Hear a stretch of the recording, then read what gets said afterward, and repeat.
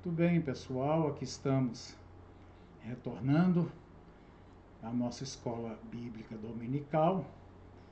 Estamos agora na lição 7 e a nossa material de estudo é Cartas de Paulo e, no caso, Carta aos Romanos. Estamos na lição 7, que tem por tema o pecado, o batismo e a graça. A lição está dividida em duas partes, uma sendo 7 fatos cruciais, que vão até o versículo 14, e da escravidão à liberdade, que vai do 15 até ao 23. Estamos aqui sábado, são 18 minutos de sábado, temperatura 21, que vai descendo a partir de agora até chegar aos 17. Muito bem.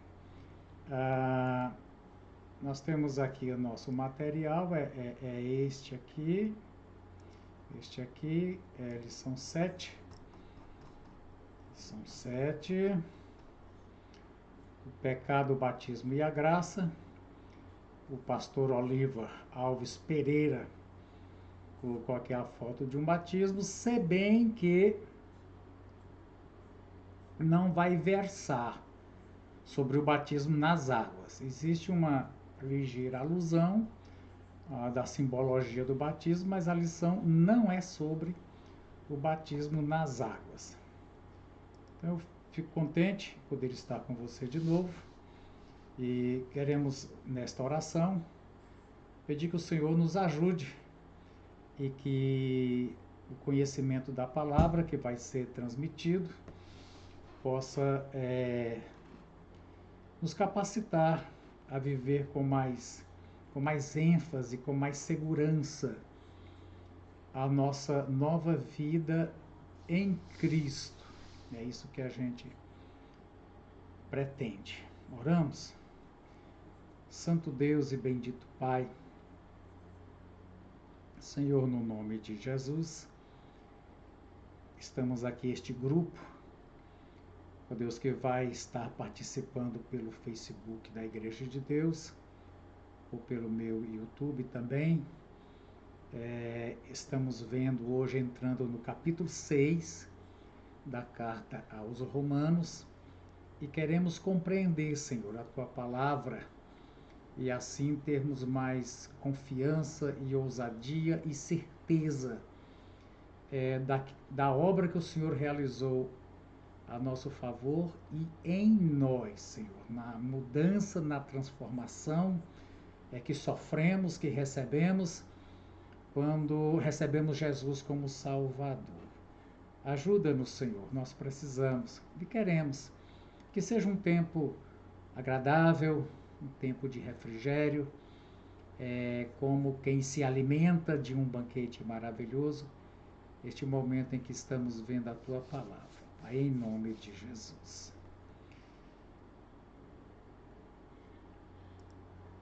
A lição, ela tem o texto básico, leitura devocional e o versículo chave.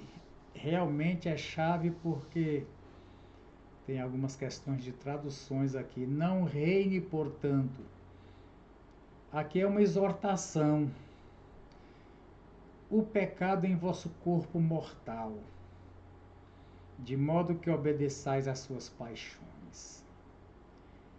Nem ofereçais cada um os membros do seu corpo ao pecado, como instrumentos de iniquidade, mas oferecei-vos a Deus como ressurretos dentre os mortos, e os vossos membros a Deus como instrumentos de justiça. O nosso alvo, o alvo que o pastor Oliva estabeleceu, essa lição, é ter condições de compreender que não mais precisa ser escravo do pecado. Também compreenderá que viver na graça de Deus é viver em santidade, né? E aqui entra dois elementos que nós vamos trabalhar: a santidade como uma obra que Deus realizou para nós em Cristo, na sua execução na cruz, e o versículo 12, que é uma exortação, né? Quando fala que é exortação, está dizendo que a concretização desta obra requer uma participação sua. Apesar de que Deus já fez tudo, mas requer uma parte. Quando fala exortando, é dizendo qual é a sua participação e que se você não executar a sua parte, as coisas podem ficar pela metade ou algo parecido, né? Então, vamos ver aqui. O nosso texto total é Romanos 6, do 1 ao 23. Nós vamos ter as primeiras partes, e vai do versículo 1 até o versículo 14, que ele chama de 7 fatos cruciais. É comum ouvirmos crentes dizerem que não gostam de estudar doutrinas porque elas não são práticas. Quando falamos de doutrina, é a mesma palavra ensino. Doutrina e ensino é a mesma coisa, né? Ensino dentro da palavra. Então aqui vem trazendo algumas coisas para nós. A ortopraxia, quer dizer, tem a ver com a prática, né? A ortodoxia. Orto é coisa que coloca reto, né? Ortodontista que coloca aparelho para colocar retos. A palavra orto quer dizer certo, correto, reto, né? E aqui vem duas coisas sobre o orto, a ortopraxia e a ortodoxia. A ortodoxia é a doutrina em si, o ensinamento. A ortopraxia é a prática daquilo que se aprendeu, que seja correta e saudável, como a ortodoxia, quer dizer, uma doutrina saudável, sã e correta. Então, são dois elementos. Eu preciso ter uma doutrina reta. Eu preciso me certificar de que a doutrina que eu creio é reta. Mas também, nesse ponto, a ortodoxia, que diz aqui a nossa lição, é que eu tenho que crer, mas desculpa, mas eu tenho que praticar, né? Nós vamos ali onde Jesus, no final do capítulo 7,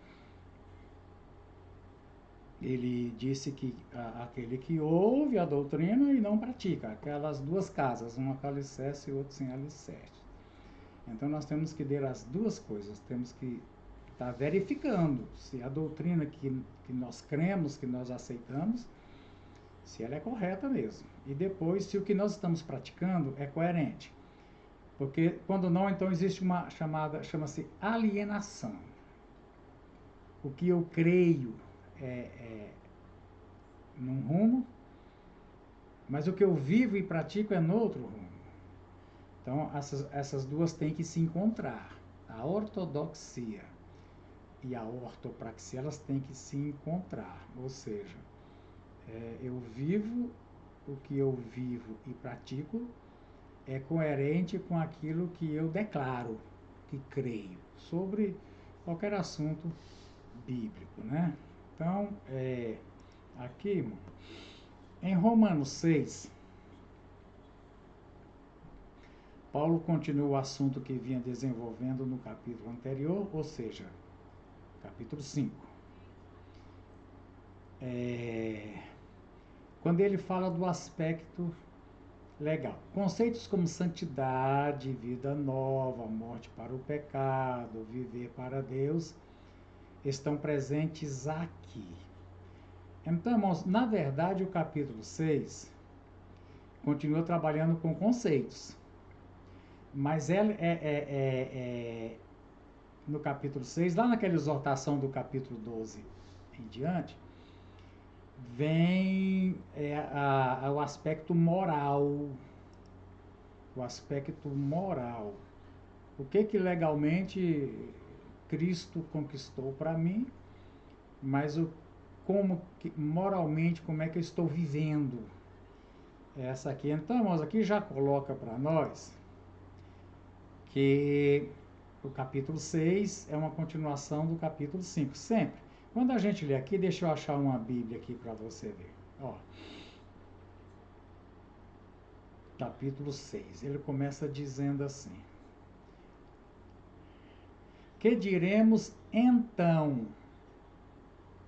Esse então é pelo que ele disse aqui, ó.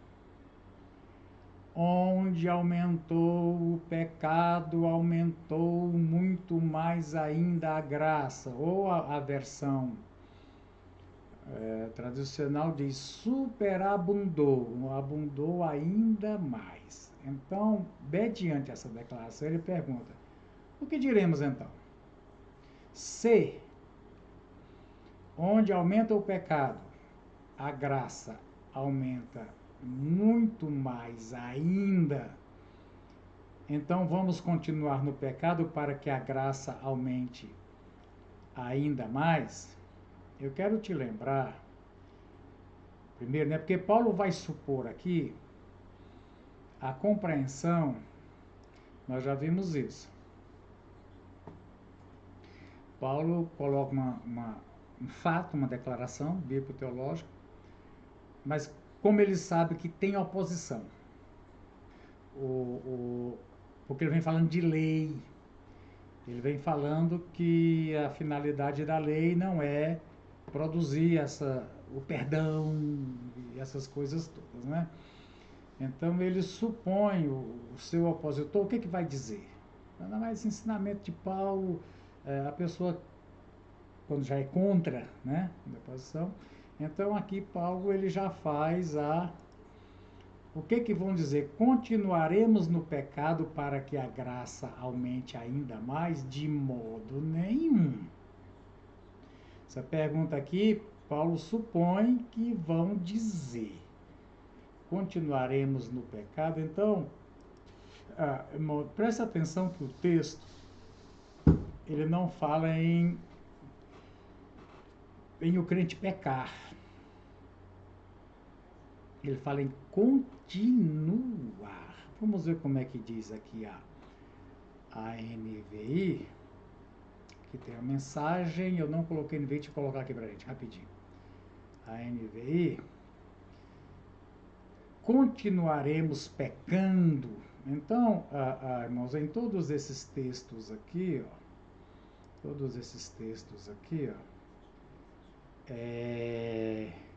eles trazem a mesma: permaneceremos no pecado, é a que diz a Almeida Revista Atualizada e a Almeida apenas atualizada. Permaneceremos no pecado. Então a questão aqui não é aquela que João também trabalha, se o crente pega ou não. Então veja aqui, diz assim: como viveremos ainda no pecado? Né? Essa aqui é a Nova Almeida. A NV diz: como podemos continuar vivendo em pecado? Então presta atenção aqui que os termos são esses, né?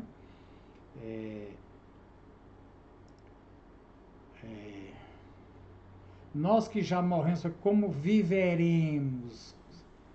Como viveremos? Então presta atenção, que a declaração de Paulo não é aquela declaração que o crente ele não peca. João já disse, mas é viver no pecado. Por quê? Porque antes da obra de Deus em nós, né, a regeneração, antes do novo nascimento, a gente não pecava, a gente vivia em pecado. É diferente, era um estado permanente de pecado, porque o que diz Efésios?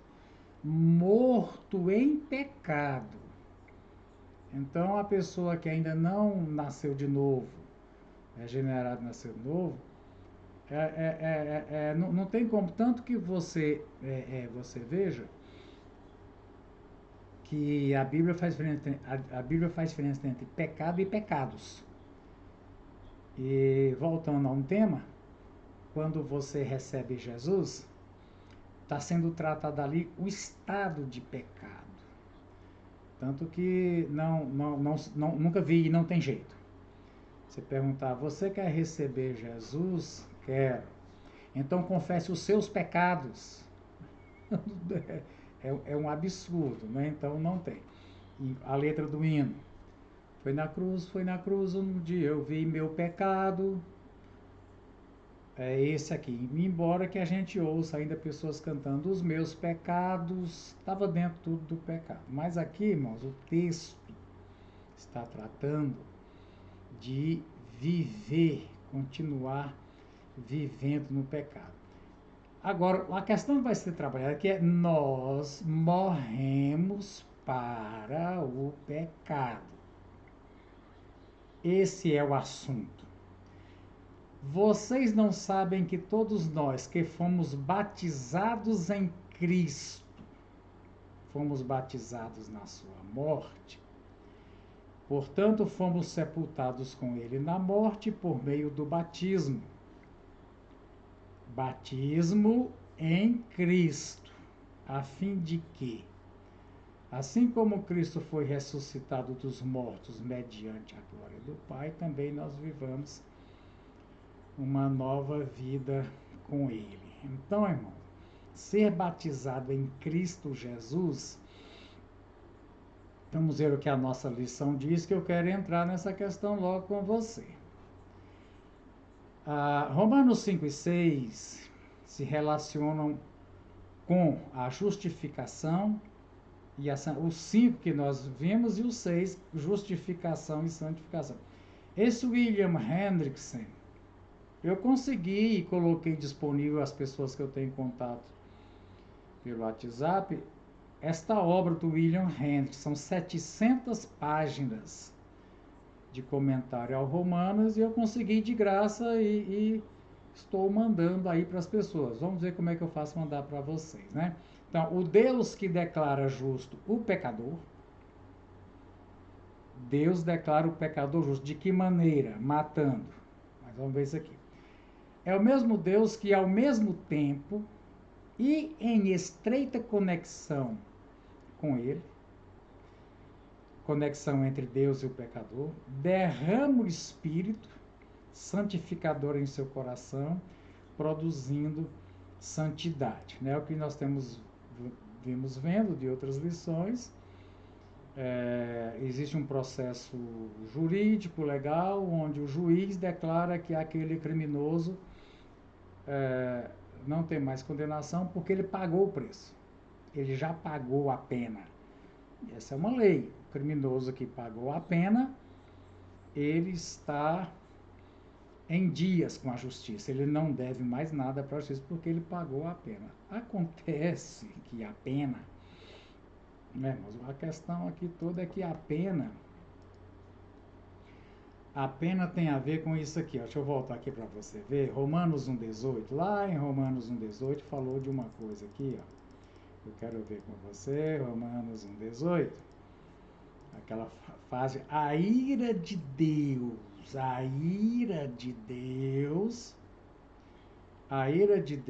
ela só se satisfaz, né? E aqui Paulo diz antes, deixa eu ver aqui,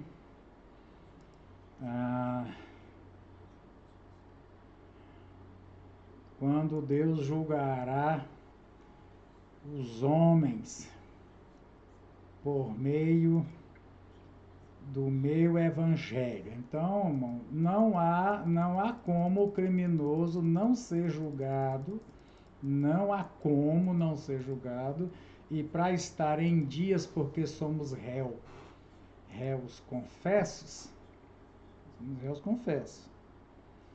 Então não tem solução para o réu confesso e verdadeiramente réu, a não ser pagar a sua pena.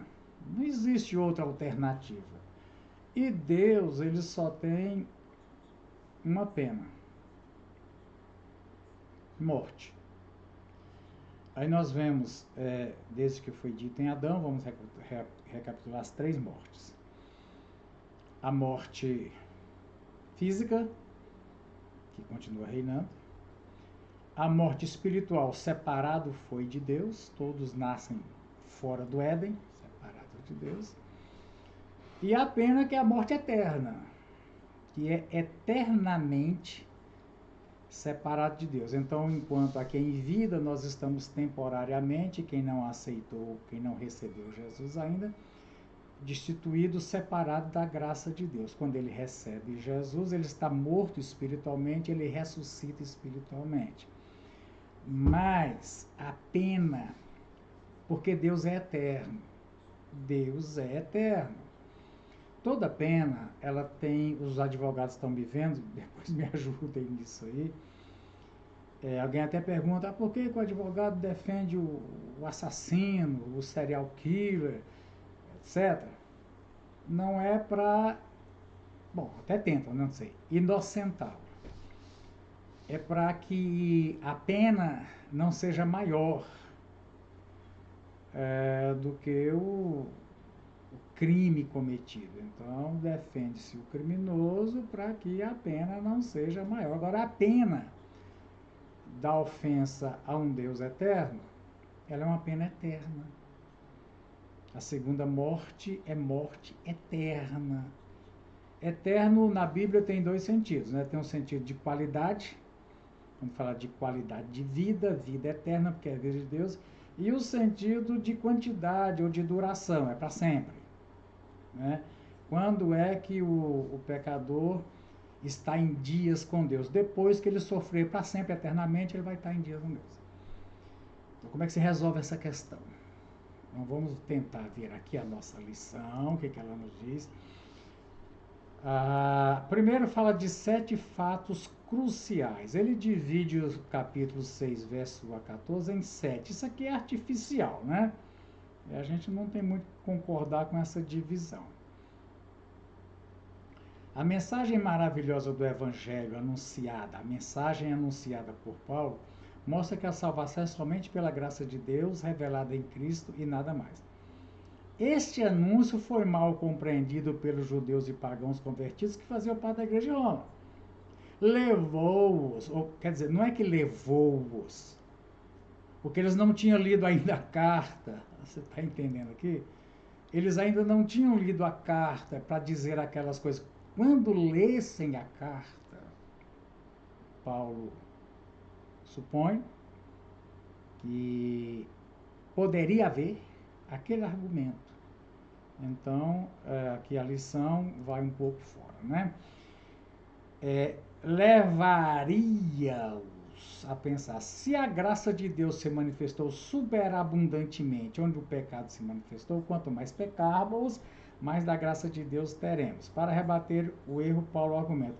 Eu te mostrei semana passada que o fato da graça ser superabundante em relação ao pecado é porque o pecado foi um só, o de Adão.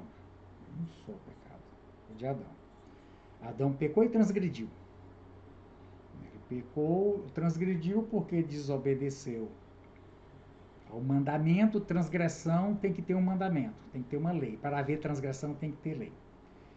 E ele pecou porque fez a opção igual do idólatra, de ser Deus de si mesmo. Você será como Deus. E não ser criatura do Criador, que é o tema de Romanos 1 até... Romanos 1 a 4 trata de um assunto. Agora, do capítulo 5 até o capítulo 8, nós vimos o capítulo 5, estamos no capítulo 6, aprofunda essa questão de salvação pela graça, né? Muito bem. Primeiro, uma pergunta. Que diremos, pois? Permaneceremos no pecado para a graça seja mais abundante? Então, o assunto aqui não é que a graça é mais abundante se o pecado, é que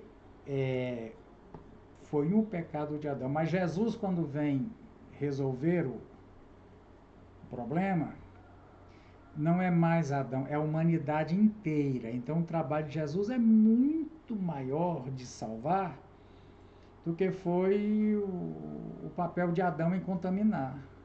Foi mais fácil contaminar. Difícil é como a gente vê o vírus. Contaminar é fácil, difícil é curar a contaminação. Mas eles entenderam dessa forma, minha lição vem respondendo. Capítulo 3, verso 8, Paulo já combateu essa distorção da doutrina. E também diz lá, de jeito nenhum. Você lê lá, Romanos 3, 8. Lembremos que entre os que distorciam a doutrina estava o que agiu com sinceridade, não estava afrontando. O raciocínio deles era sincero, porém errado. Sincero, porém errado. Tem um folheto muito bom sobre isso, né? Sincero, porém errado. É o indivíduo que pega o vidro de veneno, achando que é o remédio para enxaqueca e bebe. Sincero, mas errado. A cada época surgem enganadores e pessoas que são enganadas, como o monge russo Rasputin, por exemplo, pregava que quanto mais uma pessoa pecar, mais graça ela receberá, portanto, pegue à vontade, ele dizia. Foi o que Paulo fez. A resposta, de modo nenhum, como viveremos, bom, presta atenção, não é como pecaremos, como viveremos no pecado nós que para ele morremos. Paulo lembra seus leitores que algo maravilhoso havia acontecido na vida deles. Morreram para o pecado e, portanto, não poderia mais continuar pecando. Continuar pecando prova que a pessoa ama mais o pecado que a Deus. Uma lembrança.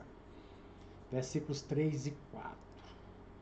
Ou vocês não sabem que fomos batizados em Cristo, fomos batizados na sua morte e fomos sepultados com ele na morte, por meio do batismo em Cristo. Então, Paulo diz assim, ou vocês não sabem. Né? Agora aqui, irmãos, Paulo está alegando, né, apesar de que não foi ele que pregou o evangelho em Roma. Então, ele não tinha noção até quanto. Mas ele tinha noção de que os romanos sabiam de alguma coisa. De alguma coisa eles sabiam. Então, ele explora aqui o que eles sabem, né? Ó. Aqui, ó. Ou não sabem. Então, agora Paulo está supondo que eles sabem. Eles sabem que foram batizados na morte de Jesus e foram ressuscitados na ressurreição de Jesus. Continua aqui. Se dessa forma fomos unidos a ele na sua morte, certamente seremos na da sua ressurreição. Pois sabemos que o nosso velho homem foi crucificado. Aqui, velho homem quer dizer o seguinte, a nossa velha vida em Adão, para que o corpo do pecado seja destruído. Na verdade, significa deixado sem poder e não mais sejamos escravos do pecado. Pois quem morreu, foi justo. Por que quem morreu?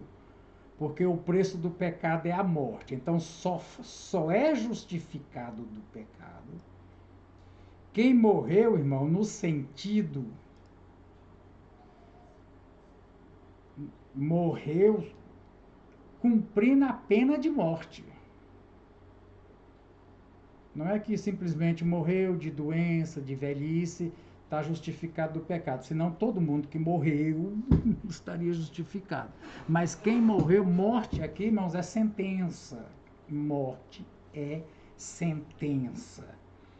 E só está justificado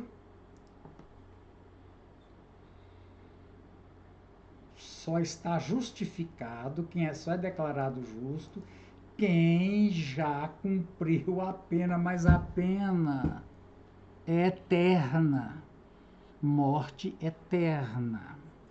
Então, como vamos ficar aqui, o tempo está que anda, hoje ele está terrível, né? Eu vou aqui para não perder o tempo, eu quero voltar aqui, porque aqui no capítulo 10, no versículo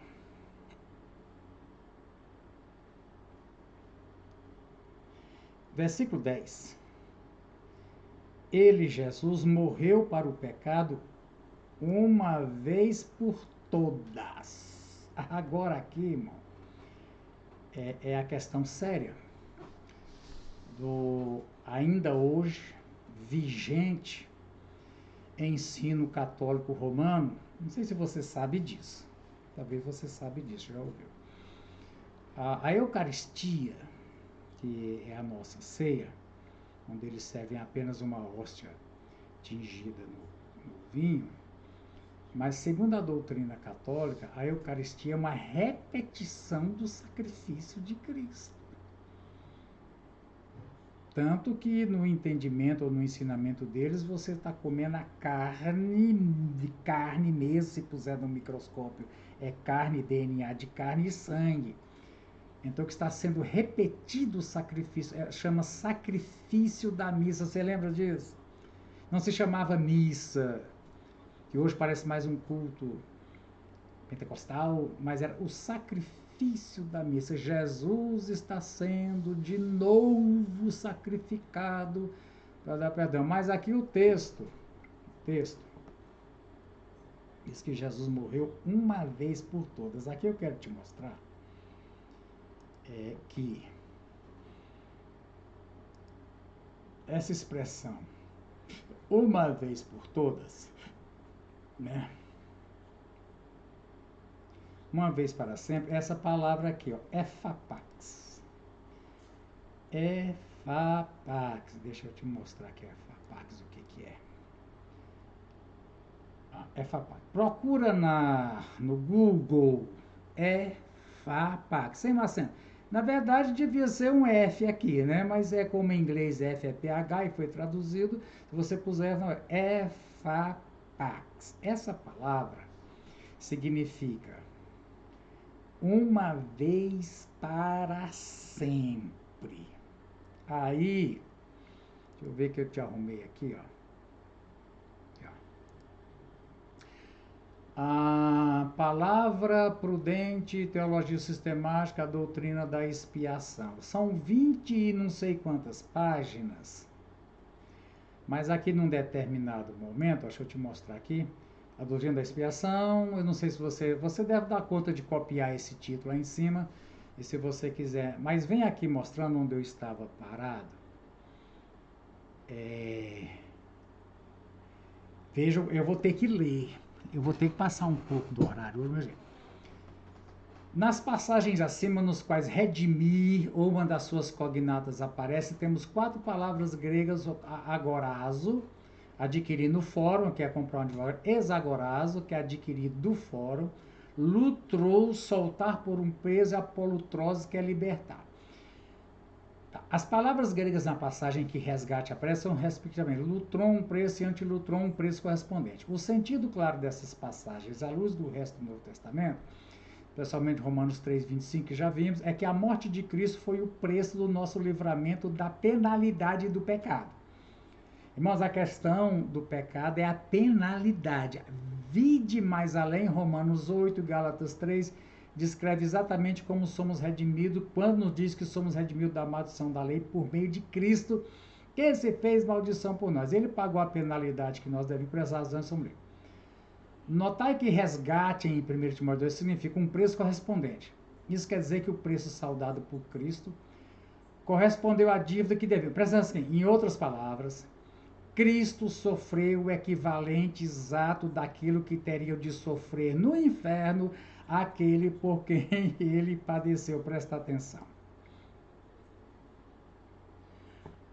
O sofrimento de Jesus foi o equivalente de 9 da manhã até 6, em 9 horas. Por quê? Porque se um outro qualquer tivesse morrido, não eu estaria condenado do mesmo jeito, porque o preço é sofrimento eterno. Porque Deus, agora Jesus é eterno. Ele é Deus.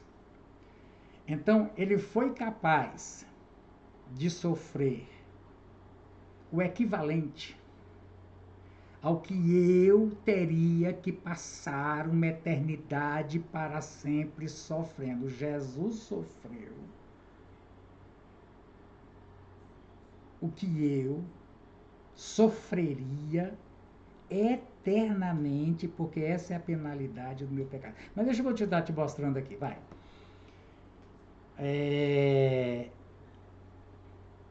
sofreu o equivalente exato daquilo que deveria sofrer no inferno. Se a justiça de Deus exigiu que Cristo morresse para que Deus justificasse os pecadores, a mesma justiça exigiu que ele pagasse a penalidade toda devida pelos pecadores. Jesus teve que pagar a minha pena inteira, não dos meus pecados, mas o fogo eterno no lago de fogo, onde eu teria que passar eternamente sem fim no lago de fogo. Esse sofrimento Jesus sofreu. Sendo ele eterno, num espaço de tempo, ele foi capaz de sofrer eterno. Agora presta atenção aqui, continuando. A justiça pode tanto arcar com toda a penalidade, como tão facilmente arcar com a mínima parte. Porque Deus tomar como satisfação o que realmente não é tal e dizer que não há verdade em nada, quer dizer, uma parte. Deus pode tomar a parte pelo todo, o erro pela verdade, o erro pela sabedoria. Se toda coisa criada oferecida a Deus vale justamente tanto como Deus aceita, então o sangue de touros e bodes podia tirar pecados, e Cristo está morto em vão. Essa frase aqui. Deus não mandou, e deixa eu explicar isso aqui, não. Quem matou Jesus na cruz foi Deus. Existem umas teorias, várias, não podemos ver aqui tantas, que Jesus estava pagando ao diabo. O diabo diz, todas as almas são escravas minhas. Jesus pergunta, quanto vale uma alma? Vale tanto, então eu vou pagar o preço. Jesus nunca pagou um centavo para o diabo. A condenação humana não vem do diabo, não é ele. A condenação humana vem da ira de Deus, justa, santa, que requer uma penalidade. A penalidade é morte eternamente sem fim no lago do fogo. Essa é a penalidade. Então, quem matou Jesus na cruz foi o Pai. Jesus se ofereceu a Deus. Jesus pagou a Deus o preço, porque a minha dívida não era com o diabo. Eu não tinha dívida com o diabo. Eu tinha dívida com Deus, por ser filho de Adão e pelos meus próprios pecados. Então, eu estava condenado a viver eternamente para sempre no lago do fogo. Então, aí vamos ver aqui. Ó. Deus não mandou Cristo ao inferno para sempre, mas ele pôs na posição de Cristo o equivalente disso. Ainda que ele não deu a Cristo beber o inferno atual dos crentes, contudo deu um quid pro quo, algo equivalente disso. Não, Jesus não sofreu exatamente o que eu e qualquer ser humano, exatamente o meu sofrimento. E cada pessoa, você sabe que tem graus de sofrimento na eternidade, mas deixa pra lá. Ele não sofreu exatamente, mas ele sofreu algo equivalente ao que eu teria que sofrer. Então ele sofreu o meu sofrimento todo. Então vamos continuar lendo aqui. Eu fiz questão de colocar esse endereço aqui, ó, para você ver que existe essa doutrina da expiação. Não é aqui a coisa de Romanos, mas eu tive que colocar isso aqui.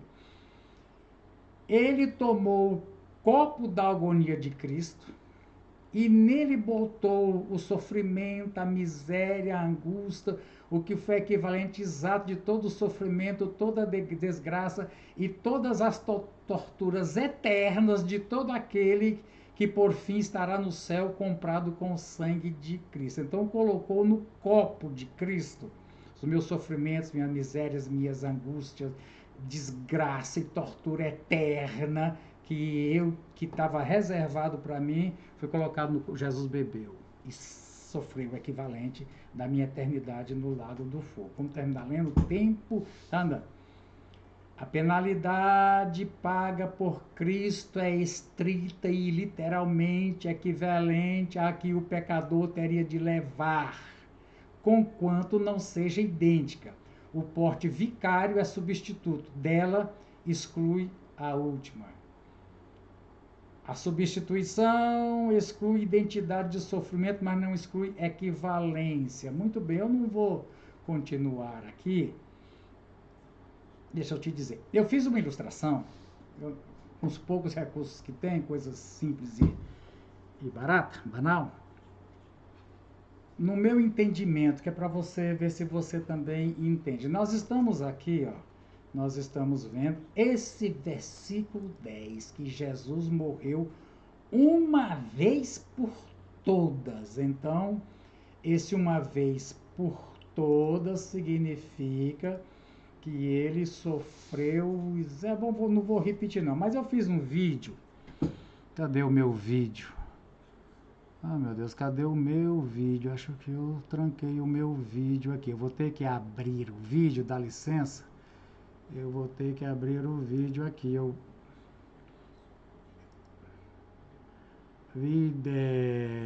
Vídeos não, é câmera, imagens. Da câmera é rapidinho. Eu fiz essa comparação aqui, gostaria que você visse o que ela quer dizer. Quer dizer o seguinte, olha. Aqui é uma garrafa de vidro, né? Um pote de vidro, que eu coloquei. Esse pote de vidro é Jesus na cruz, ok?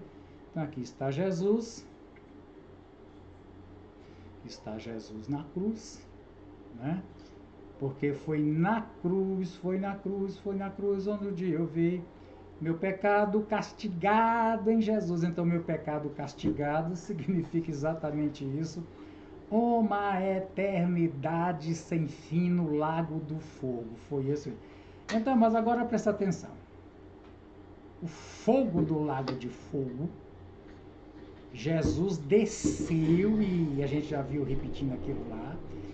Ele sentiu o fogo do lago do fogo todinho, eternamente, para sempre, que era o preço que ele estava pagando, porque ele estava substituindo no plano de Deus. Ele não tinha pecado, mas o Pai derramou a sua ira e a sua sentença eterna lá na cruz. Agora o texto diz assim: nós fomos batizados em Cristo Jesus. Batizado significa mergulhado. Então eu pus água até aqui, ó, para significar. A palavra mergulho quer dizer batismo, quer dizer mergulho, né? Então ali está Jesus no lago do fogo. Agora aqui sou eu, esse aqui é você, e esse aqui é mais um outro. A humanidade. Verde, vermelho, amarelo, branco, preto, amarelo, rico, pobre, religioso, não religioso. Quando diz que eu fui batizado em Jesus, quer dizer que, como dizer, eu fui colocado no copo de Jesus. Então, enquanto Jesus queimava aqui no lago de fogo, se eu fui batizado, eu estava queimando no lago do fogo. Eu estava em Cristo, por isso diz batizado em Jesus, mergulhado, imerso. Por isso que o crente tem que estar em Cristo. Quando eu recebi Jesus, lá na cruz eu morri com Jesus, eu penei eternamente com Jesus, mas Jesus também ressuscitou, a luz aqui do brilho da ressurreição. Aí o que acontece? Quando Jesus ressuscitou, eu também ressuscitei. Olha aqui, não mais na cruz, agora a ressurreição. É isso que Paulo vai dizer. Eu tentei fazer essa comparação, eu acho que para mim ajudou um pouco, né? Porque eu estou em Cristo, eu passei a eternidade no lago de fogo já. Em Cristo eu já passei, por isso que eu sou justificado. E em Cristo eu já ressuscitei da morte. A morte não tem, porque veja bem, morte e pecado. Adão, lição passada, introduziu a morte, e a prova de que introduziu o pecado. Então, se Jesus venceu a morte e eu em Cristo venci a morte, é o que o restante do texto vem dizendo. Eu espero que não tenha sido muito complicada essa comparação aí, não. Você entendeu? Você entendeu? Você entendeu isso? Então, o que eu tenho aqui, irmãos? Olha, o que eu tenho aqui? Olha, Colossenses. Deixa eu chegar aqui em Colossenses. Vou fechar aqui e vou tirar os strong aqui do dicionário. Diz assim, bem sábio: portanto, se fostes ressuscitados. Esse ser aqui, irmãos, não é de dúvida. Se é assim, bom, como de fato, se de fato e de fato é, que fomos ressuscitados juntamente com Cristo. Busque as coisas lá do alto, onde Cristo vive, assentado à direita de Deus. Pensai nas coisas lá do alto, não nas que são da terra, porque morrestes, e a vossa vida está oculta juntamente com Cristo. Então, deixa eu te explicar. Morremos em Cristo ou com Cristo a morte jurídica. A sentença de morte. Deixa eu te lembrar. Morte na cruz é para pessoas que são sentenciadas à morte. Existe morte por enforcamento, existia morte por apedrejamento, existe morte por câmara de gás, morte por injeção letal, mas havia uma pena de morte que se executava na cruz. Então, Jesus estava cumprindo uma pena de morte. Mas não era somente a pena de morte dos romanos. Ele estava também cumprindo a pena de morte de Deus para o pecador. Ele cumpriu a pena. Eu não vou repetir o texto, você viu lá. Ele sofreu o quid pro quo, o equivalente à minha eternidade no lago de fogo queimando. Eu já queimei em Cristo. Por que eu não vou para o lago de fogo? Porque o texto é claro. O criminoso que cumpriu a sentença, ele não tem mais nenhuma dívida da lei. Então, por que eu não sou condenado? Nenhuma condenação para os que estão em Cristo Jesus. Porque a pena foi cumprida. Eu já sofri eternamente. Já o meu sofrimento eterno em Cristo, deixa eu voltar aqui, que o nosso tempo termina, né? Os que morremos para o pecado. Por que morreu para o pecado? Porque cumpriu a sentença. Como podemos continuar?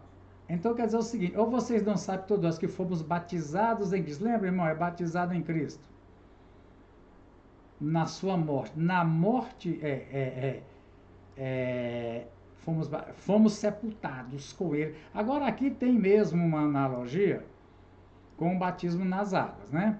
O batismo nas águas, exatamente, ele é por imersão, porque a pessoa precisa ser sepultada na água, né? Ninguém sepulta jogando um montinho de terra, porque o batismo na água representa um sepultamento, a gente sabe disso, representa que quem morreu foi sepultado na morte por meio do batismo. Na verdade, irmãos, né, não está dizendo que o batismo em água problema. O catolicismo romano crê no batismo regenerador. Não é que o batismo é símbolo dessas coisas.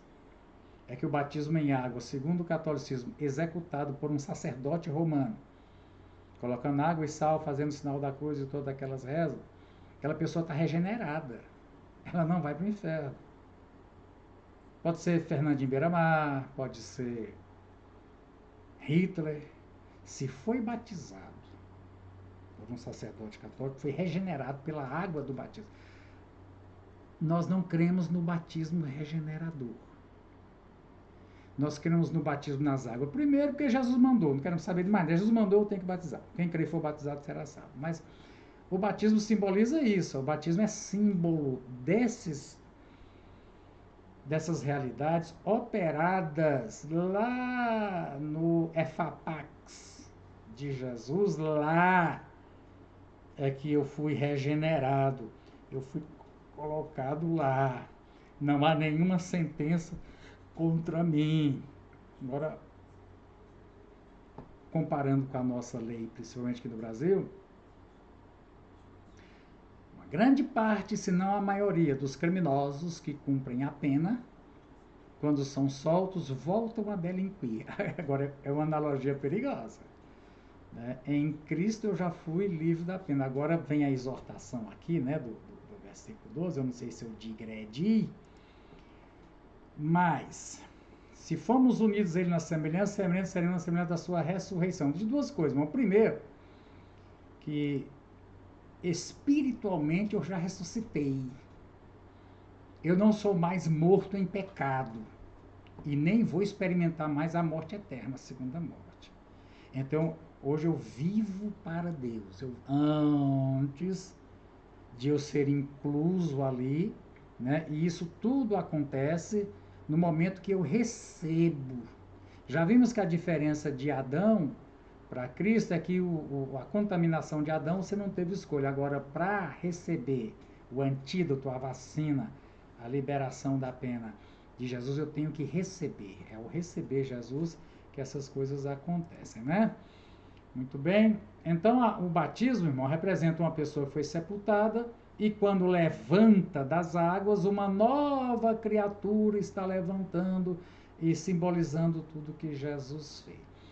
Agora diz assim, sabemos que o nosso velho homem, que é a natureza, né, nossa velha, continua vivo, só que foi crucificado. Quem está crucificado não anda, não anda. Para que o corpo do pecado seja destruído, que seja enfraquecido. E não sejamos mais escravos do pecado. A questão, irmão, veja bem, a questão da escravidão e dos reinos. Existe o reino do pecado, que é um reino de escravidão e morte, capítulo 5 de Romanos, e existe o reino de Cristo, que é reino de liberdade e vida. Eu não vivo mais no reino do pecado, eu não sou mais escravo do pecado, porque Jesus pagou a minha pena e me tirou daquela destruição, e hoje eu vivo com Deus, é o que diz o texto aqui, né? Quem morreu? Deixa eu te dizer, quem cumpriu a sentença, quem já foi executado na pena de morte, está justificado. Ora, se morremos com Cristo, cremos que também com Ele veremos.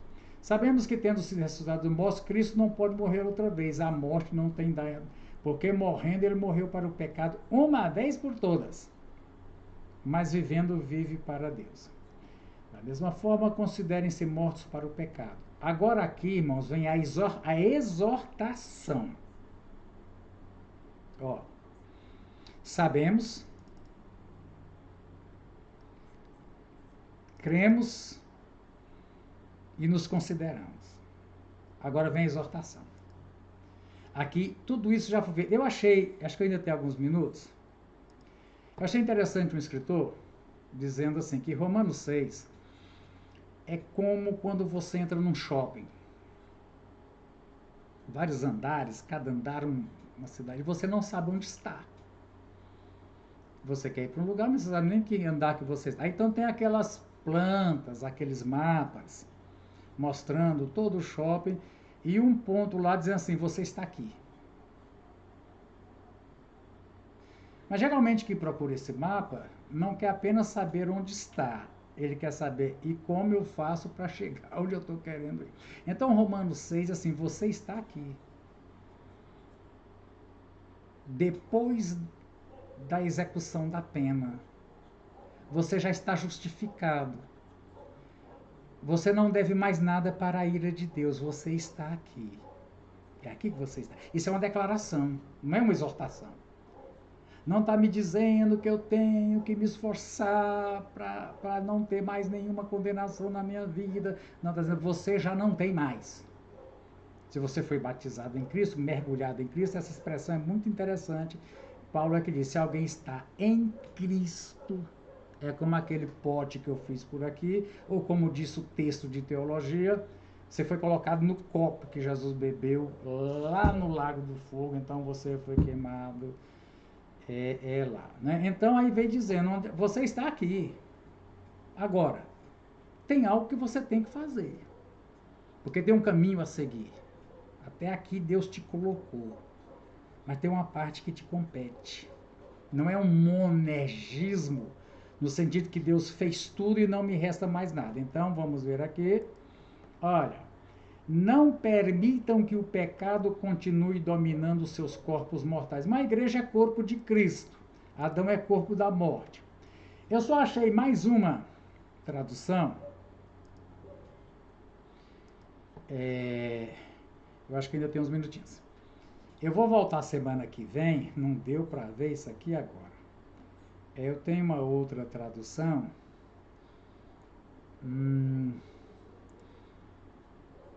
Onde é que a gente salvou, né, irmãos? Onde é que a gente salvou, irmão? Rapidinho eu vou te mostrar aqui. É uma terceira tradução, olha, desse livro aqui, eu já mostrei para vocês.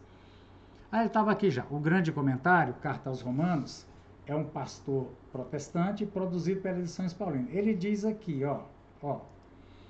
Ele diz assim, nesse versículo 12: cessai, portanto, de permitir ao pecado reinar sem oposição. Viu, irmão? É uma terceira. A gente tem as nossas, temos a de Lutero e temos essa outra. Agora é uma terceira que não tem também nas nossas línguas. Mas é o seguinte, a ideia que eu gostei dessa ideia que ele colocou, não permita que o pecado sem oposição sua. Ora, irmãos, a tentação vai continuar.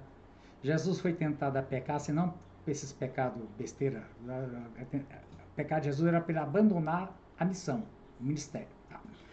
Mas, então continua. A gente sabe todos os ensinamentos teológicos sobre tentação. A tentação, ela é inevitável, ela vem.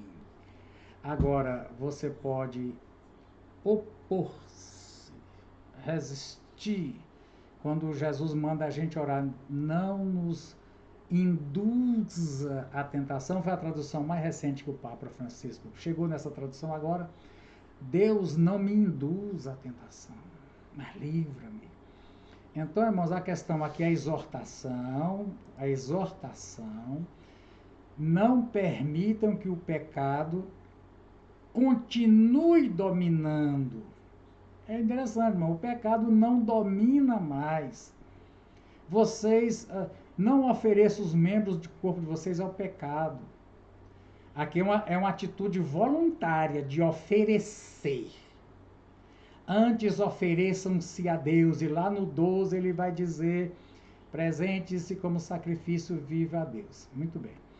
O pecado não os dominará, porque vocês não estão... Por que não dominam? Porque eu não estou mais no reino do pecado e da morte. Bom, deixa eu te dizer aqui o que vai acontecer. Eu não vi o texto da lição.